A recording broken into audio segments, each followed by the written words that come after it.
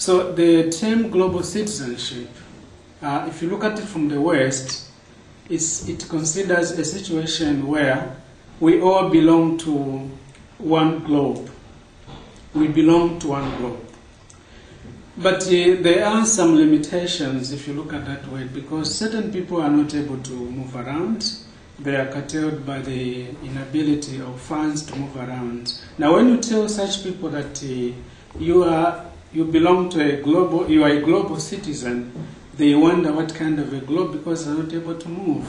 So this term actually has to be put in a context, because the main limitations are, it's like there's a huge curtain of money here blocking people to move from this angle to that angle. That way making others feel they are not so much of a global citizenship. Now this term global citizenship has a synonymous term among the Bantu-speaking people of Southern Africa, and that is Ubuntu or Umuntu.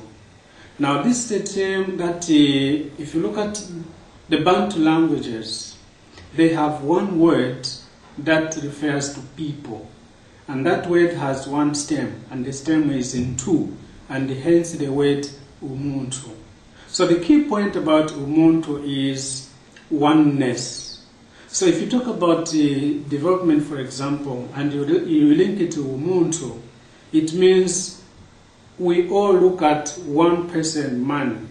You can't talk of development if it does not affect the uplifting of the standards of a man. Now man here can be white, black, yellow, anything. And that's why if you look at South Africa, it has come out of all the problems they had and embraced everybody because of the concept of Umuntu. They believe we are one. After all, we see the same sun and same moon. So there is actually some link between global citizenship and Umuntu, except for those concepts that I already talked about, the limitations in the case of global citizenship.